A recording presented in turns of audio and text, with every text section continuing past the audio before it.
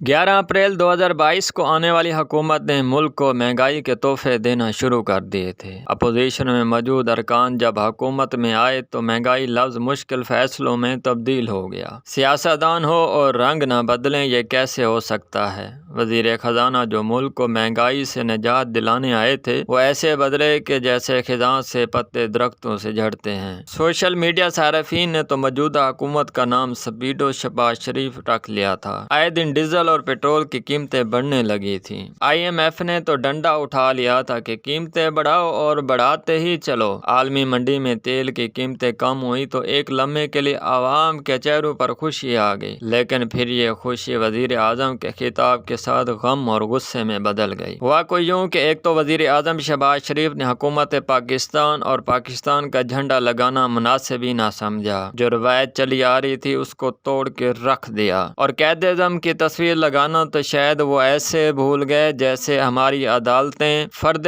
جرم والے ملزم کو سزا دینا بھول گئیں۔ ایسا پہلی بار تو نہیں ہوا کہ وزیر اعظم شہباز شریف نے روایت اور قانون نہ توڑا ہو۔ 9 اپریل کو فلور کراسنگ کا قانون توڑا گیا، وزیر اعلیٰ پنجاب کے انتخاب کرتے ہوئے قانون توڑا گیا، اور پھر اس کے حلف لینے کے لیے تو حد ہی کر دی گئی۔ ذرا رکیے، پیٹرول بڑھانے کی باری آئی تو 100 روپے سے زیادہ پیٹرول اور ڈیزل 140 روپے سے زیادہ بڑھا دیا، لیکن سستا کرنے کی باری آئی تو اونٹ کے منہ میں زیرہ دینے کے مترادف سستا کیا گیا۔ 18 روپے پیٹرول سستا کر دیا گیا۔ اب مہنگائی تو اس قیمت سے کم نہیں ہوگی، نہ کرائے کم ہوں گے، نہ چینی اور آٹا کی قیمت کم ہوگی، نہ گھی سستا ہوگا۔ حکومتیں عوام کے ساتھ کیا کرتی ہیں، یہ ہمارا ماضی اور حال گواہ ہے۔ اب عوام حکومت کے ساتھ کیا کرتی ہے، یہ تو 17 جولائی بروز اتوار پتہ چلے گا۔ 110 نیوز محمد کاشف، لاہور، پاکستان۔